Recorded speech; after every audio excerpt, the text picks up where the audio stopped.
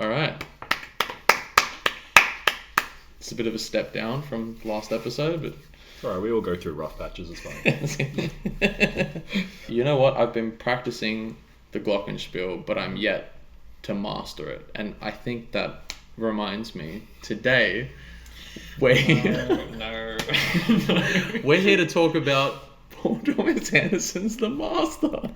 That was smoother than the last one, to be fair. You should have done totally incoherent transition. Like, I haven't mastered this yet. Speaking of, we're here to talk about Paul Thomas Anderson's film Pitch Perfect. Yeah. The Flash. Yeah, The Flash by Paul Thomas Anderson. A couple of flashes in this movie. Absolutely. During a song and dance number as well. I love it. 70mm flashing. Which, of course, is the one scene my roommate walks into while I'm watching. Oh, of course it is. Yeah. But... that's a fucking great scene. Yeah. Jesus. Alright, so we are here to talk about Paul Thomas Anderson's The Master. It's been a few episodes since we've done a PTA episode, but we're back to talk about probably one of my personal favourites from his catalogue for sure. One of his most interesting films. Jackson, as always, we're going to start with you. You're the guy who's watching these in the order in which they were made and all for the first time. So your first reaction to The Master, how did you feel? I did really like it a lot. And I told you guys before we started recording this that I think it is the first PTA film I've watched in the series in which I feel like requires a second viewing for me to fully understand the story as a whole. Yep. It is very packed, very dense, and I feel as though it leaves a bit to interpretation. Mm-hmm. But overall, the cast did a phenomenal job. Obviously, Joaquin Phoenix and Philip Seymour Hoffman fucking killed it. Mm-hmm. The cinematography was beautiful, especially the shots like the motorbike scene, when he's laying on the boat, it's like a pretty famous shot as well. Mm-hmm. All of it's beautiful. Up above while people are throwing things at him. Yeah, it's fucking beautiful. I loved it. Overall, like, it's definitely, I think this is the sixth one we've watched. Definitely definitely top 3. Oh, that's cool. I still think. Who are your other two, out of curiosity? There Will Be Blood, I think, is still number 1 for me, and I think Punch Drunk would be number 3. Oh, cool. Yeah. And then I think Boogie Nights underneath that one. That's a pretty base ranking. I think I'm I'm pretty similar to that. Yeah. I mean, like, I won't give out like a full ranking, a full official ranking until I've watched all of them. Yep, fair. Maybe I'll watch all of them a second time just to make sure I'm putting out an accurate rank. But that's where I stand about now. Cool. Yeah. I love it. Was there what was your favorite scene in the film? I know I feel like that's a bit of a tricky question to ask, but I'd love to know. That is a really tricky question to ask. I think maybe like the first one that stuck out to me in my mind is when Joaquin Phoenix and Philip Seymour Hoffman's character both get arrested and put into the prison, and they have that shouting match, and it's just so intense but so fun to watch. Especially, like, I think you told me about this before. He breaks the toilet, which he was not supposed to do, and did not realize that it was like a real toilet. Yeah, it's an antique. It was a real prison, and so everything in it was real. Mm. And so and they hadn't. Should we go into this now, or can I tell the story later? Or I'll tell it now. We're talking on the scene. Might as well. They had 2 cameras, 2 70mm cameras, which are like these huge, ancient, big cameras which Paul shot the film with, that aren't supposed to be used anymore because they're like antiques. But Paul said in an interview they look good, so he used it.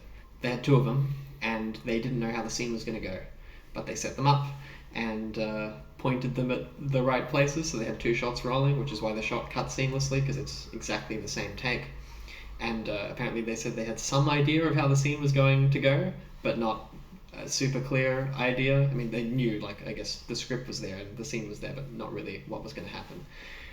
And then the scene happened, and they did that, and Paul apparently watched it and was like, I think this is okay, but I'm not 100% sure. Paul, I don't think he was like ambiguous about whether they did it again or not, but that take is the first take that was recorded for that. That's so fucking cool. And yeah, the toilet is a real toilet, real antique toilet, and that was that. Paul says something like, we didn't know what was going to happen, but we basically knew that Freddy would not want to be in the cell.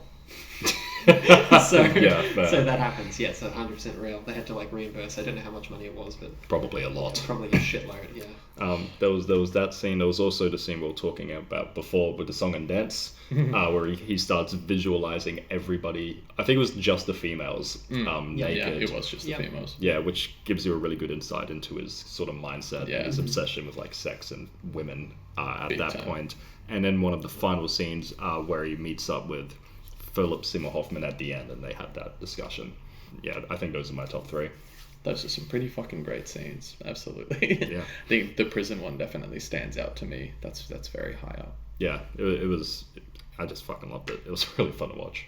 Yeah. Absolutely.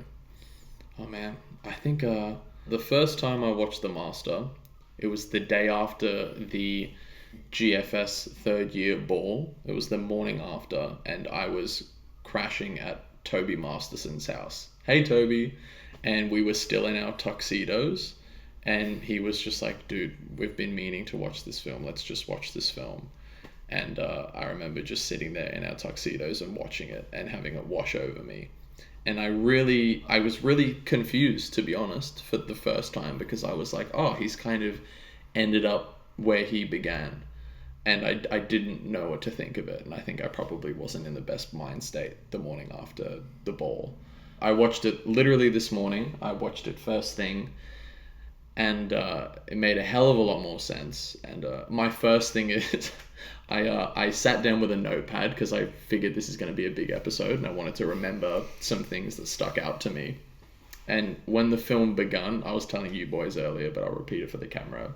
I was taking notes and I went, oh, that's really interesting, that opening shot of just the waves. Oh, and I like that shot of him with his helmet on peeking over the ledge. That's really cool because he's got, PTSD and he's like, what is he afraid of? I don't know what he's looking at. Is it like life after the war that he's afraid of? Is he looking at enemies? Like, what is this? And then he's making a drink in a coconut away from everyone else. And I'm like, well, that's just a great shot because he's such an outsider and he's always like making these weird beverages. And then there's the beautiful shot with the mermaid. And I was like, well, I got to write that down as well. And I realized, I looked back and I noted down that it was 3 minutes and 46 seconds into the film, and I had written down every single shot. And I was like, okay, well, this is really good testament to like how much it's getting done in efficient storytelling. And I'm just gonna sit back and maybe take a note every 20 minutes or something, or just like a plotline note that I can refer back to. But in summary, like this film is so unbelievably dense, and it doesn't waste any time. There's so much tension throughout the whole thing, largely because of just who Freddie Quill is as a character, because he's so erratic and all over the place that was seriously ready for him to beat someone up in any given scene, because I just didn't know what to expect from him. You know what his tendencies are, but you know that he's just fucking wild. Even when he's getting examined, he gets frustrated and beats walls, and you think he's gonna fucking sock someone in the cause. But anyway, I was engaged from beginning to end. I literally liked almost every single shot. It's in my brain, and I would easily watch this within a week for a third time. I loved it. That's how I felt about it. Damn. Yeah. Yes. Know what? Yeah. she's a good one. This is a good movie. Yeah. I'm with you on that one. Well, thanks for watching. Yeah. Right. We're gonna... This is probably the best Paul Thomas Anderson film up until this point for me. I think this is another level of sophistication and depth and performance and abstraction and everything that I want out of a movie, more than everything he's done up until this point. It makes me... I remember, like, looking back about all the press of this thing, there was surprisingly, like, it did get a lot of positive press, but there was also sorts of press about the fact that people who didn't like this movie felt like it didn't go anywhere. Yeah, that's how I felt on my first viewing. Right. Yeah. And I mean, that is true in a sense, but I do disagree. I definitely think it does go somewhere. Yep. I think I'm having trouble talking about this movie, and it's the sort of movie, I suppose I should get this out the way, where I feel like it's one of those things where analysis is of movies, like I'll never go against somebody saying they want to like think about a movie or analyze it or do anything like this. But this movie's so simple. It's one of those things that's so clean and so simple, but there's so much density below the surface of it. This movie's more about what is under everybody and under all and implied and all this sort of stuff, as opposed to like writing a complicated plot and then trying to break down exactly what's happening in the movie. There's a lot of scenes in this movie that are essentially the same scene, just presented in a different way or reinforcing something else. It's so simple and so clean. So to come on here and sort of analyze it and say like, oh, this means this, and this is what this is about, and this. So I kind of feel bad even cracking this open and analyzing it, because I feel like, oh, this is sacred, and I don't want to touch this.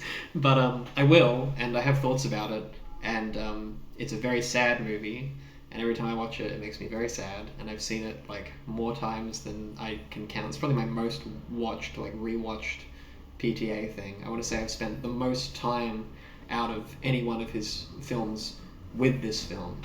It's endlessly rewatchable, it's captivating, it's hypnotizing. Some of the best performances of everybody's career that is in this film is in this film.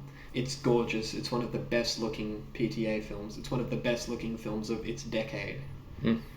Yeah, I don't know what else to say about this. One of my favorite Paul Thomas Anderson scores, the Johnny Greenwood score in this, is phenomenal. Every time I hear it, it just brings back everything from the movie. I love the use of old music in this movie. I love everything about this. A few of the songs that Phil sings are amazing. His Slow Boat to China thing is haunting. My god, and made even more haunting by the fact that this is one of the last things I think that people saw him in before he died, and the fact that this is him saying he's off on a slow boat to China adds another bit of meta element to the end of that, which is not credit to the film obviously, but it's just a note to add. I don't know. We'll get into it. This one might be long. We'll see what happens here. Maybe it's a two-parter. We don't know, but it's going to be a long boy. Maybe I'm being presumptuous by saying this is an analysis. I don't know if what I've done is like, I feel like I've analyzed this movie. I just have a lot of feelings about it. Yeah. So well, I'm just gonna say that, and we'll see where we go. That sounds good to me. Yeah. Beautiful. Okay. Well, where to begin? Maybe at the beginning. Let's talk about Freddie Quill a little bit. So, I feel like this is gonna get a little boring kind of quick, because I feel like I want to give a little bit of like historical context for what this is, but I want to frame that inside Freddie. So like, this movie is post World War II. Yeah. The opening scene is on VJ Day. Yes. As the war's ending. Yes. And there, a bunch of soldiers are hanging out on the beach. Mm-hmm. Freddie is away from the soldiers. Yeah. Kind of doing his own thing. Mm-hmm.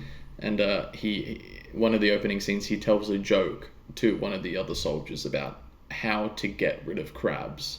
And he says what you have to do is you shave one side of the testicles, the crabs run to that side, and then you burn the pubes on the other side, and then you stab the crabs with an ice pick, which is a fucking gruesome joke.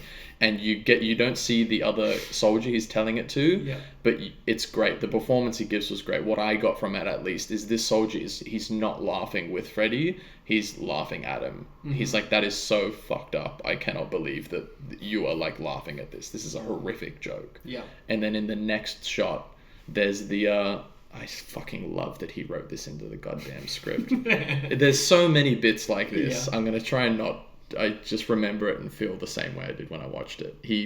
There's a bunch of soldiers they've made a mermaid, a really beautiful mermaid in the sand, that they've kind of shaped like sand castles, and she's got big boobs and her legs and her hair's flowing and all this stuff, and which is just a great comment on, like, first of all of the men being away from their wives and stuff for the war. It's probably on their minds now that the war's ended.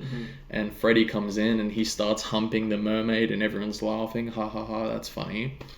And then we cut to a closer shot and Freddy has his hand in between the sand woman's legs, and he's like digging in there as if he's like looking for a real vagina, you know? He's really, it's not comical. No. He's actually like the allure of the mermaid woman, like really has got him. Yeah. And everyone stops laughing gradually over maybe a minute. I think there's one soldier who still has a smile on his face, but I don't think it's a ha-ha smile. I think it's like a, wow, Freddy's like gone. He's fucked up. And then in the next shot, Freddy's standing looking out at the ocean with his back to the camera, masturbating furiously. Yeah. You know? Yeah.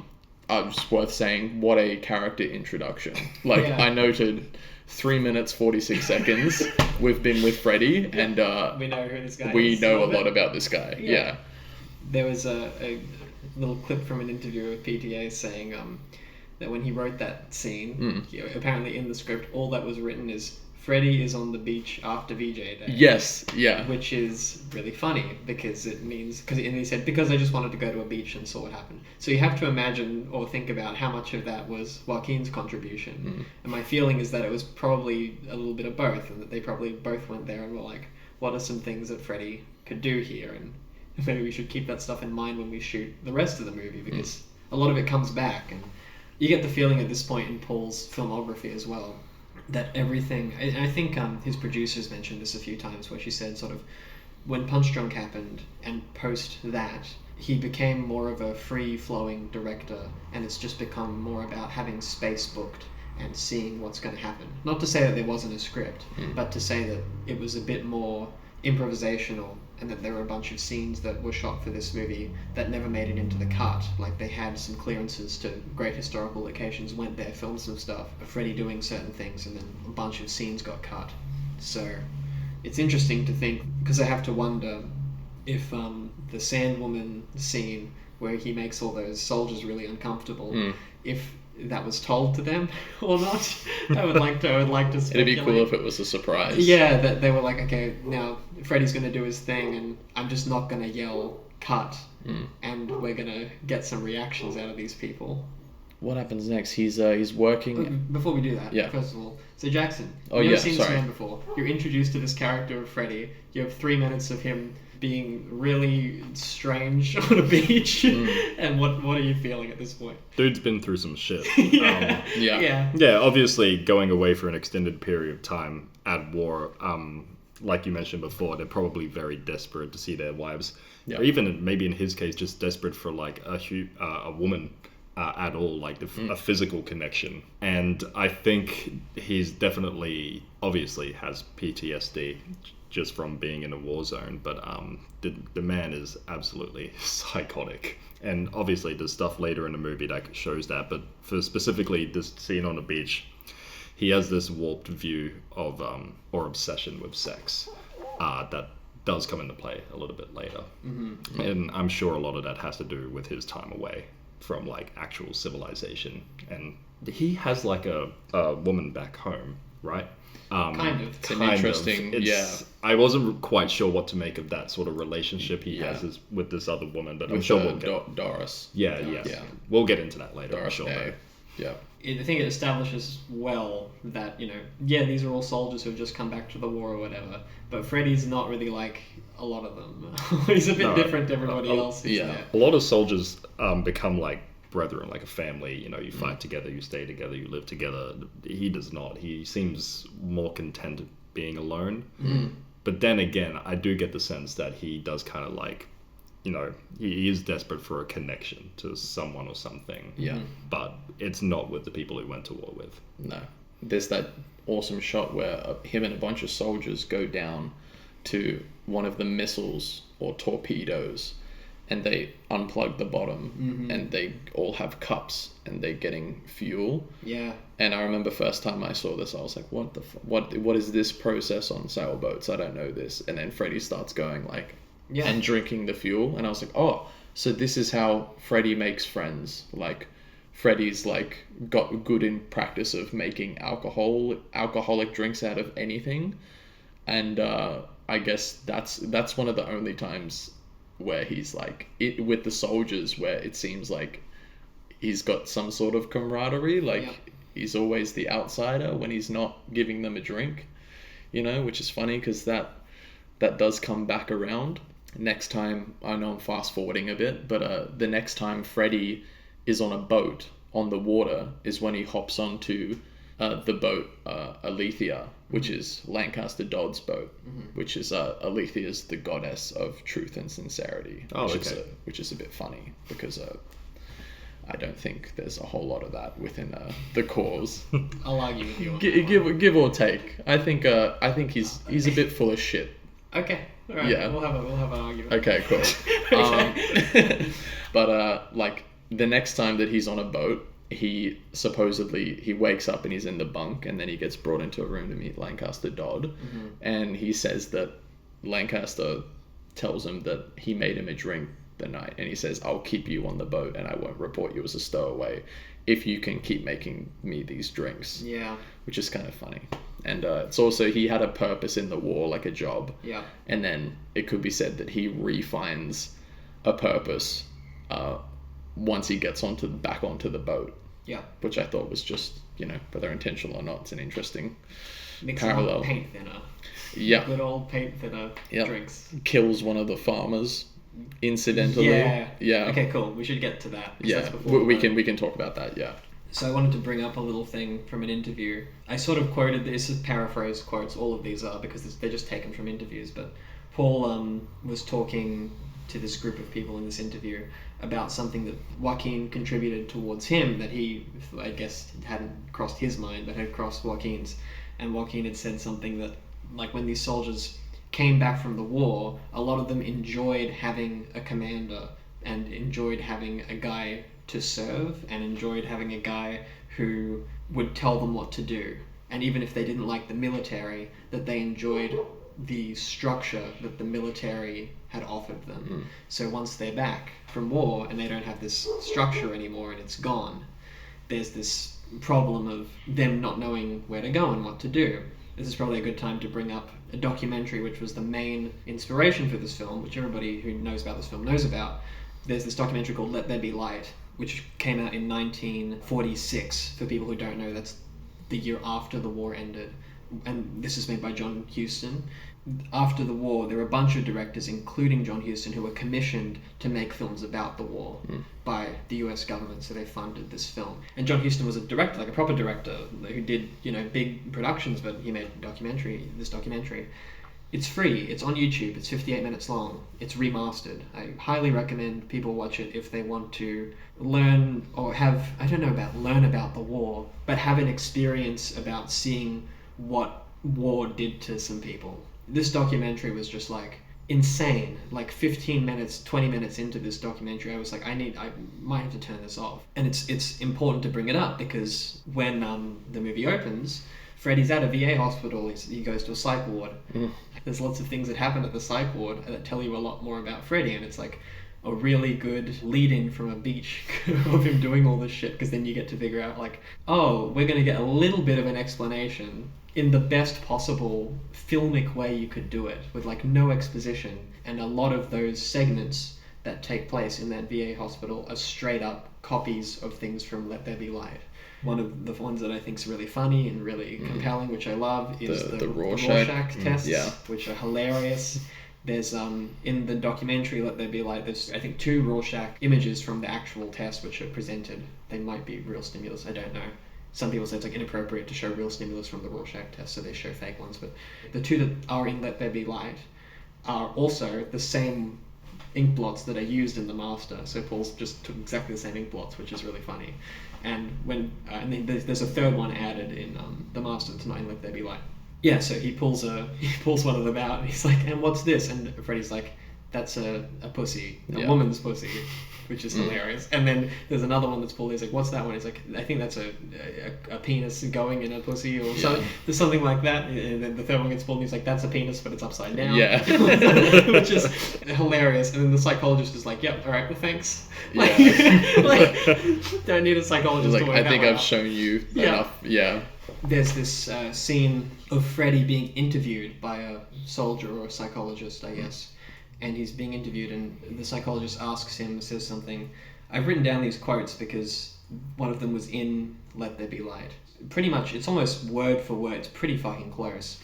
Let There Be Light opens with not opens, but 5-10 minutes into it, there's a sequence where individual soldiers are all being interviewed by the same psychologist, I think it's a couple different psychologists, but they're all being interviewed, and you get to see what these guys have gone through. And if somebody told you that this wasn't a documentary and that it was a fake movie, you'd be like, yeah, I buy this, because these dudes are insane. They're distraught. Like, some of them stutter so badly you can't hear what they're saying. They're having like insane emotional breakdowns. One of these dudes looks like he's so catatonic that his face can't move as he's recounting what's happened. Like, you have no idea what these guys have been through. And there's one guy, the third guy that's interviewed, one of the best spoken people in the documentary is this guy with glasses on. And he looks like he's about to cry. And he says, in your profession, it's called nostalgia. And the doctor says, in other words, homesickness. And he says, it was induced shortly before the war. I received a picture of my sweetheart. And he like starts bawling. And he's like, I'm sorry, I can't do this. And he excuses himself up. And then like a couple of seconds later, he comes back and he just cries. And the doctor's like, you can cry. It's okay. It's probably a good thing for you to do. And then he comes back up and he says, to be perfectly honest with you, I'm very much in love with my sweetheart. She has been the one person that gave me a sense of importance, which is not in The Master anywhere, but it's in there. And as soon as I saw that, I was like, okay, now I understand where Paul got the plot of his movie from. I was like, because that's exactly what the plot is, or at least the central plot to me of this movie, or the underlying plot, is Freddy's relationship with Doris. Like, that seems to be the key that unlocks everything about the film that you might not understand if you're just watching it for a first initial time. And that interview is heartbreaking. It's impossible to watch. But it's copied, and then Freddy says it again. He says, but it's framed differently, which is the main important point. This guy's in Let There Be Light super emotionally vulnerable with this psychologist.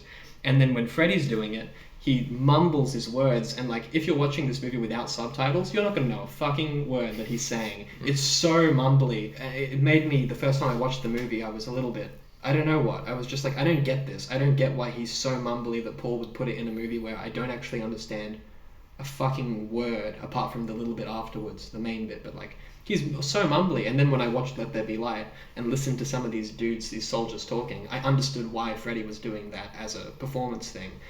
It's because these dudes were the same. Like, these guys in this documentary, they need fucking subtitles. Like, these soldiers can't speak, like, whether it's because of PTSD or they stutter or they whatever, they have like some horrible psychological problems where they can't do it. So that's Freddy. My feeling is that it was probably written cleanly in a script, and then Joaquin saw Let There Be Light, presumably, and went, geez, I can't speak straight. It wouldn't be appropriate. So he mumbles his words out. And Freddy goes, it was brought on by a letter I received from a girl I knew once, which is a letter as opposed to a picture, which is changed from Let There Be Light. And he says, I believe I suffered in your profession what's called nostalgia. And he laughs at this psychologist. And it's like a laugh that is a defensive laugh. And you can tell that, like, Freddy's not about to open up to this random guy who's been appointed to him in a VA hospital for no reason. He's not about to do it. And that scene is probably not only in its framing, like the way in which it's shot, but it can be directly compared and contrasted, I guess, with the scene between him and Lancaster in the ship when Lancaster interviews him and tries to get him to open up. And there's a truth in that Lancaster is able to get to the heart of this guy and to get him to be emotionally vulnerable and to get him to process some of his pain. But a psychologist in a VA hospital wasn't able to provide that to Freddy. So I thought that was important thing to bring up. The fact that he laughs is interesting. Yeah. Laughter comes up a lot. Yeah. We'll talk about it later. But yeah, I think he says the therapist asked him if it's his sweetheart, and he said, no, it's my friend's kid sister. Yeah. I think he says she's like the best girl I knew. Yeah. And I'm going to go back and marry her. Mm-hmm. And we get some context on that. Yeah. Through flashbacks when Lancaster processes Freddy. Freddy has a habit of fudging details a little bit when things get a bit too personal. Yes. Yeah. Big time. Jeez. I guess one more thing about this doco before I leave it. Not that this is an episode about this doco, but the whole point of the John Huston documentary is that it's sort of a propagandistic documentary in a way. Like, it was used as, or commissioned as a way to advertise soldiers, or ex-soldiers I guess, as being employable once they left World War II. So the film is framed, when you get to the end of the film, as like, look at this man, 2 weeks ago he couldn't walk straight because of a psychological condition, and they give him a shot and some therapy in the movie and he walks straight and he's playing baseball at the end. And the film shows this like contrast between what this thing, and the premise of the film is like, in 8 to 10 weeks they could have taken these soldiers and turned them around and made them totally viable humans and people who will function well in society, and then put them back into the real world and they'll be totally fine. That's disgusting. It's ridiculous. Yeah. It's absolutely ridiculous. And it might have had a good heart behind it and a good heart behind it. And even in the last scene of the documentary, one of the last scenes, there's this psychologist who is saying to these soldiers who are all in the room after they've had their 8 to 10 weeks of treatment, he says, you've learned here that you shouldn't be ashamed of whatever you've gone through, and there's no reason to hide the fact that you were a war veteran from a possible employer, and that they should be this way and that way, all that sort of things. The irony being that this documentary was banned upon release. It never got released. It was unreleased. They showed it to the US government, presumably, and they said, fuck off. There's no way we're showing this ever We don't want to again. show that we've put our citizens through such horrific. Well, the reason I think was because like you would watch the documentary and be like, no, it doesn't matter that they have this little bit at the end, but like they're totally changed people. These people are fucking unemployable to the max. There's no fucking way you would look at any of these people and be like, I want to work with him. Like, they are deranged, and like they have a perfect right to be. Like, who knows what these motherfuckers are seeing? It's so sad. It's unbelievably sad, and you wouldn't employ any of them. And so the US government were like, fuck this, throw this movie away. Which Paul has said in an interview that he finds that ridiculous because he thought it would have inspired a lot of empathy for these people. But America has an attitude, or had the attitude back then at least, of like, you won the war, everybody's happy now, let's sweep this under the rug and get on with America and get on with our lives. And they didn't want to acknowledge all of the shit that happened. So that's why they threw it out. And then later, some 30 years later, in 1981, Cannes screened the film. Not in official selection, but like on uncertain regard. They screened it. I guess it might have been the first time it was screened or shown anywhere. But when it was screened at Cannes, it was unintelligible because the preservation of the film was so shit that nobody knew what any of the people were saying in it. So it was like essentially unwatchable. And then a little bit later, in 2010, the American Institution of Film or whatever declared it as being like historically significant filmmaking. And then they remastered the film and the audio and everything, so now it's totally watchable, and released it in 2012. Wow. Which is also After when the master was released. Wow. And it was released, if you buy the Blu-ray or the DVD, it's in the special features. And you can watch it. Nice. Jesus. That's So there you really go. cool. So now it's out. Not that Finally. Not that John Huston knows, he's long dead. Yeah. Fuck, if I knew Wow. that, I would have watched it like either before or after watching The Master. Yeah. Jesus. Absolutely. It's an amazing documentary. I highly recommend it. It is unsuccessful in its attempt to make these men look like they are employable citizens. Absolutely. What the film is aiming to do, it does not achieve. But it absolutely achieves giving you a serious look into what practices a VA hospital was attempting to do to these men to make them employable and like functioning people. It's insane. There's like a hypnotism scene. They're real. It's real footage. But it is very intriguing if you really want to know what it was like, I guess, for people coming straight back from the war and the condition that a lot of these men were in. Holy shit. It's not an easy watch, I'll say that much. Yeah. If you're interested in the subject, like, watch it. Hell yeah. There's that bit when they are entering the sequence where they're going to put Freddy in different rooms with different therapists for him to talk things out before they release the soldiers into the public. They sit all the soldiers in the room and there's someone speaking to them and he says essentially one of the things that you said in Let There Be Light, Noah, where it was like, now once you head into the real world, some of you will own businesses, some of you will work as farmers and tradespeople and this kind of thing. And I love it because in those shots they cut to different soldiers' faces. That's straight out of the documentary. Yeah? Yeah, literally one for one copied. That's and awesome. his lecture of what he's saying, like, some of you might go back to school. Yeah. That is voiceover in the documentary where there's a voiceover voice saying, Yeah. some of these men will do this, some of these men will do that. So Paul took that voiceover, gave it to the character of the soldier, had the soldier say it to them, and then uses the same shot. That's Nice. really great. Yeah. And the thing that's great is like on the soldiers' faces. Obviously, you can't tell. They don't say anything. You can't learn things like you do with Freddy. Yeah. But all of these guys are kind of not there. Yes. And you're just hearing them. In my rewatch, I couldn't remember the other meetings with the therapists, but in my head I was thinking, wow, they're really just going to bring them home and then tell them that, you know, you are employable and you should be proud to be a soldier, and then let them go. And that's more or less still what they did. Yeah, I mean, 8 to 10 weeks isn't much. Yeah, no. It's not really sufficient for It's less 2 than to 4 years of fucking having bullets fly past That's you. 2.5 months. Yeah.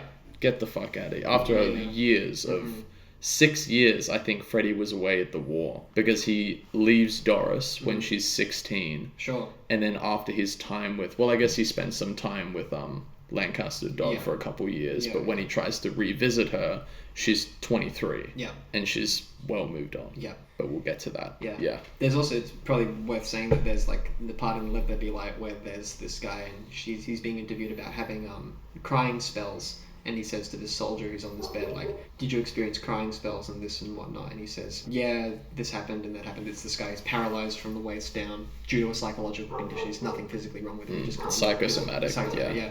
And that's brought up in the Freddy interview where the guy says, it says here you had a crying episode, a crying spell. And he goes, and I didn't have a "I crying didn't cry." spell. I got a letter from exactly. someone I knew. Yeah. So Paul's like piecing together parts of this doco, and anyhow, it's cool. So that's sorry for the historical context lecture, but it's kind of important. Yeah. So No. so that's that. I haven't seen Let There Be Light, so that's great. I feel like The Master ruined me today. I'll probably watch Let There Be Light in 2 to 3 months. I think I was struggling this morning at a lot of points. That's depressing storyline. Oh man, jeez. So anyhow, he gets out of the hospital. Yeah, and speaking of how employable they are He's in different really well workforces, adjusted. he's so well adjusted. So his first job, he works as a photographer in a mall, and he's taking photos of happy families and couples, and just all of the things that he is never going to have for at least probably a long period of time, maybe ever. Yeah. And so that must just be a lovely job. Yeah. You know. He wants to do that. Yeah, 100%. And I'll move past this just so we can move the plot forward. So he asks one of the models who's modeling a dress walking around the store if she wants to go on a date, not after making her a crazy drink and making out with her in the what I assume is like the stock room. Yeah. He falls asleep on the date, which is hilarious. Just that shot is funny because she's eating dinner and he's like completely knocked out. I assume he's blackout drunk. Yeah. And so he's super pissed off the next day. When he's shooting these photos in the first day, all of the shots are so front on and so fucking beautiful and like elegant in their movement. And when PTA is covering the mall photography shots the next day, they're all side on. They're just locked off of Freddy. It's like not so pretty anymore. I think the frame is even not as warm. It was extremely warm the day before. And he's taking a photo of this guy, and he asks, so what are you getting these photos for? He said, my wife. And he goes, oh, your wife, hey? It's like, you're married? You think she's gonna like these photos? And he's like, yes. And you can just tell that Freddy, it's jealousy. He's incredibly jealous that this man, not only he's like dressed well, he can afford to get the photos, he has a wife, he's buying a gift for his wife, which is a photo of him. And so he starts moving the really, not LEDs, because this is the 50s, 40s, really hot lights next to the gentleman. And he says, can you just stay exactly where you are? And he puts them near his face, and the man obviously complains and complains, and then they fucking get into it. More or less, they get into a fucking fist fight. And then Freddy grabs the model's hand and just walks her out of the store, and she's completely confused. But just, I just like how he covered like how employable Freddy was. Like immediately, he's the worst employee of all time. Not to his fault, but yeah.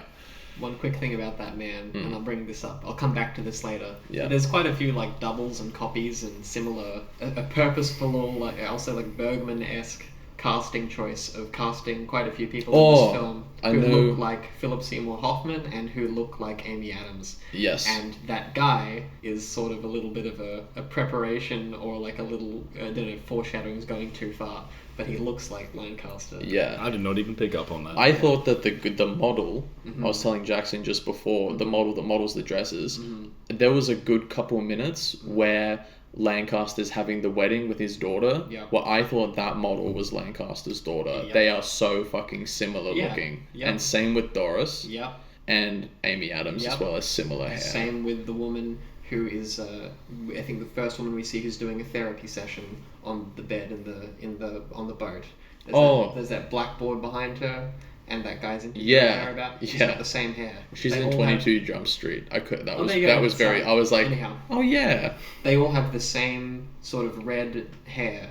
yeah, like strawberry blonde Yeah, kind of. exactly. It's similar, and this might be stretching it, but I really don't think it is. Mm. They're all cast to look like they have similar like facial structures. Yeah. Like somebody went and was like, we need actresses who look similar, and I don't think it's any coincidence that Jesse Plemons also looks a little bit like Philip Seymour Hoffman. Yes. That was So- great. I did not realize Yeah. how much he really does look like his son until I saw them in the same film. Mhm. He looks just like him. Yeah. It's amazing. Whether it's done so that primarily, I would say, Peggy looks like Doris, or whether it's done so that Doris looks like Peggy, is a sort of an interesting idea. But whenever you're casting somebody who looks like somebody else, you're trying to create a little bit of ambiguity, and you're trying to either emphasize the idea that this the cause thing is kind of inescapable, or that at least what's going on in Freddy's head and how he sees people is a little bit inescapable, or it's the idea that everybody in this organization are making an effort to, or the organization's making an effort on a subconscious level, on like maybe even on a meta-filmic level, not even within the universe of the film, to impose a very sort of omnipotent environment. Like if there's two leaders of a organization and then everybody else looks like them in their image, it's quite controlling. Like you can't look anywhere without seeing them, sort of a problem. Put it that way. That's a good point. Oh boy. It's a very subtle, brilliant thing. It's never drawn attention to. I love it. It's such a great part of this film. What a magnificent job from the casting director to not just get similar actors, but this is one of the most loaded casts in PTA's filmography. I cannot believe the level of talent that is in this cast. Really quickly, Joaquin Phoenix, Phil Hoffman, Laura Dern is barely in it, and she's one of the best actresses. We should bring up that scene when we get to that point in the movie. Yeah, one of the best actresses of the modern era. Alive. Period. Yeah, period. Love Laura Dern. Yeah, oh my god, she's the best. Amy Adams. Amazing. One of the best actresses Rami ever. Malek. Yeah, Rami Malek's in it as well. Jesse Plemons. Jesse Plemons still proving himself to be one of the best actors we have. Still. Fuck it. I'll throw I don't remember her name, but the girl who is getting processed, who is remembering that her mother's saying I shouldn't do this because I'm pregnant, she gives one of the best comedic performances I've ever seen in 22 Jump Street. She is fucking hilarious in it. I can't believe that she is in those two films. Who It's is she in insane. Jump Street? I can't remember. She's the roommate of the girl that Jonah Hill hooks up with who goes... right. Oh, fuck! Yeah. Yeah. Yeah. Same chick, and she's like, are we gonna kiss or fight? And he's Right. like, I don't know. Yep. She's brilliant. Yeah. Yeah. Okay. Cool. And she's so serious in this film, and I was like, it's funny, you have preconceived notions with actors that you've seen doing different things. I'm like, what are you doing here? Aren't you that crazy girl from the... Awesome. But to not only find similar actors, but ones that are so unbelievably talented, and I guess credit to hair and makeup as well for giving them all the same look and shaping their faces with hair and Makeup. dresses and whatever. Yeah. No, very well done. So we arrive. He's been unsuccessful at a few different jobs, to fucking put it lightly. Well, yeah, this unsuccessful is one word. Another word is had to run away. Yeah. At the Had to literally so run I didn't away. get killed, maybe. Yeah.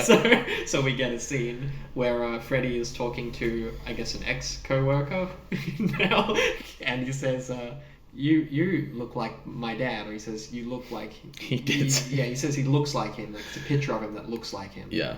And before this, when he's handing out his drinks, he says, "Hey, be careful, don't have another one." Yeah. So he's being very careful. Yeah. And then he says to that this guy, "You should drink this." "You should drink more." Yeah. He looks like the most frail old man too. When he's like, "You need another drink," I was like, "This guy's already should not be drinking this shit." and the guy drinks it, and for all we know, he's a perfectly nice guy. Yep. And then the next shot is him being carried by two people onto a bed, and he puts his laid down, and I think he has blood on his mouth. Yeah. I think it looks like he's coughed up blood. Yeah. Yeah. Freddy's in there. He's going, "What's happening?" He needs some water. He needs some water or something. And this woman's just yelling, "No, you poisoned him." Yeah. And no matter how many times Freddy makes an excuse, she keeps saying, "You poisoned him. You poisoned him." And then he tries to get closer and give him some water. And that's very significant. Maybe we'll get into, because this episode's going long, we'll get into the second part of why he might want to poison a guy that looks like his dad. But it's definitely intentional, or at least in my mind it's intentional. And he's chased out.